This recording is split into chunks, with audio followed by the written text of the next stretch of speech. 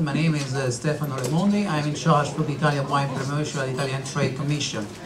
I would like to extend on behalf of the General Director a very warm welcome. Before starting, I would like to remember and thank Mary Ewing-Mulligan, Master of Wine, that helps with other very important panels, and enjoy the Nebbiolo wine tasting. Thank you very much.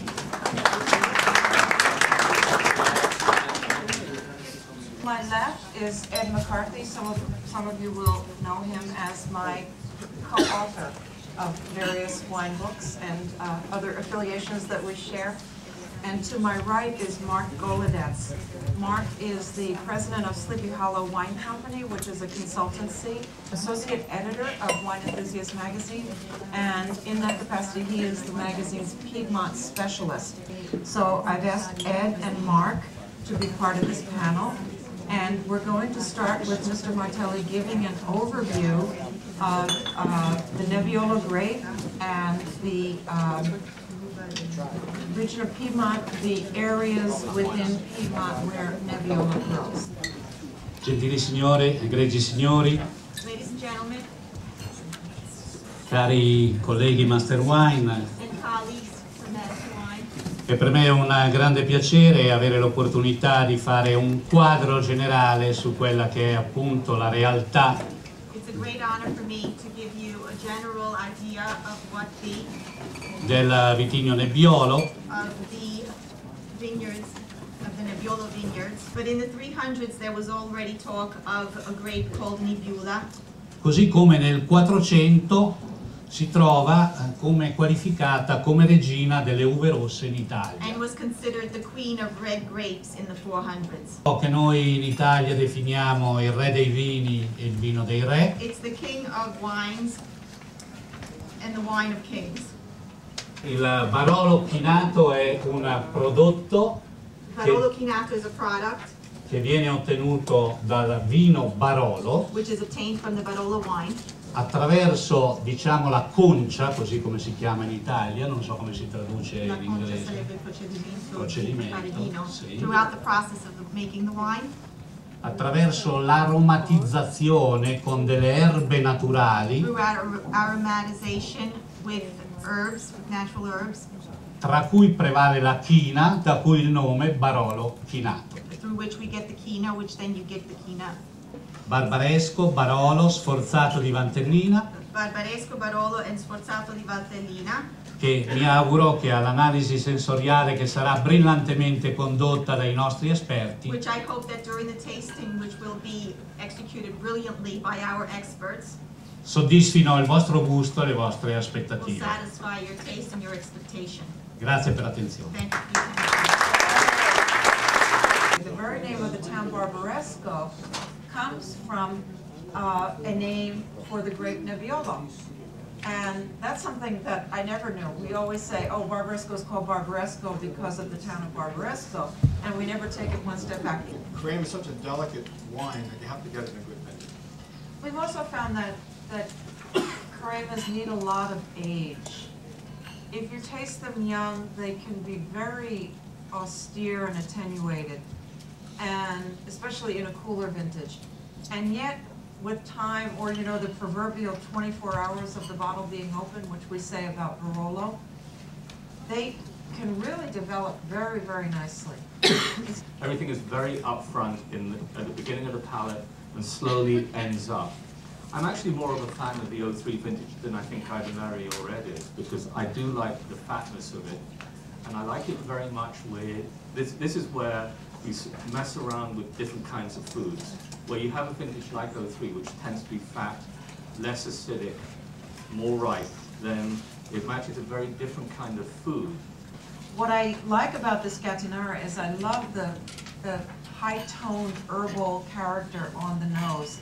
This is one of the characteristics of Nebbiolo. As we go along, of course, this tasting will sort of beg us to do two things: to find the commonality, which is Nebbiolo in all of these wines, and also to find the differences, which are the terroir and the winemaking of the different producers. And in terms of a strain that is going to be going through, not every wine, but many of the wines, is these herbal aromatics, this eucalyptus kind of, I don't get mint specifically in the Gattinara, but you could get mint in some Barolos, for example. Piney notes every now and then. This is very typical of Nebbiolo, and I think it's one of the things that that makes it special. To me, part of the beauty of Nebbiolo is this as a grape, and Martelli said a lot about what Nebbiolo represents, but to me it's to use something that's a cliche now, I'll say it's sort of, Nebbiolo is sort of a perfect storm. It has lots of aromatics, meaning lots of aromas and flavors, and they can include tar and roses and eucalyptus and mint and herbal notes and mineral notes and chocolate and licorice, which is an herbal note, and we could go on and on. I mean, there's just so many that any one person at any one moment can't think of them all.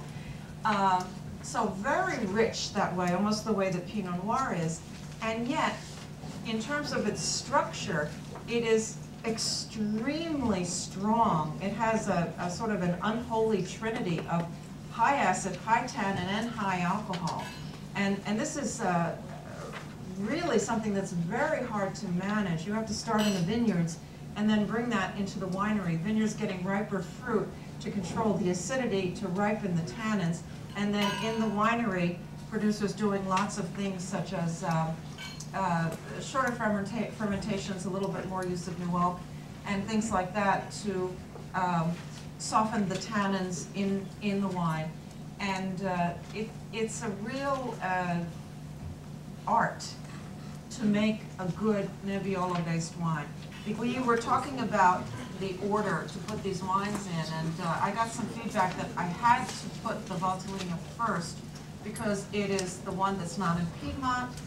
It's the most northerly. It's the oddball wine here, etc.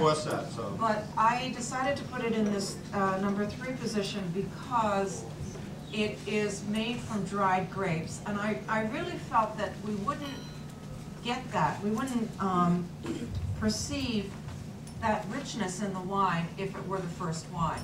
I think that we would taste a rich wine first, and then we would taste the other two and say, oh, these are less rich. We've also learned a good deal technologically over the last few years. I mean, as Mary mentioned, we've stopped talking about modernists and traditionalists because that's an oversimplification. Everyone is sort of moving towards the center now. But in the very, very good old days, the reason that we had 5-year reserves for Barolo was because the wines were really unmanageable in their youth, and you needed to give them some serious bottle age. Nowadays, with some of the more modern techniques, we've taken away some of the need for that bottle age because we're much more impatient than we used to be. And as a result, the wines are much more approachable now than they used to be. When I first started drinking wine in the 1980s, you wouldn't touch a Barolo for 15 years. Nowadays, you can move. I mean, I'm happily drinking the 97s now because they're so much easier to drink because we've taken away some of that huge tannin. We've tamed the types of tannins in the wine. The fruit is much easier to get at, and the wines are much easier to drink now than they used to be. And so I was basically given a list of producers who are participating in the grand tasting. And a lot of these wines are from those producers, those importers, Emson, Omni, Palm Bay, etc. And then I had the opportunity to fill in as I saw fit. And I filled in with a couple of wines that you won't, from producers, from importers, that you won't see when you go over to the grand tasting tomorrow. Let me conclude. You've all got plans. Wrap up. We're leaving. You've all got plans. You've all got places to go and people to meet.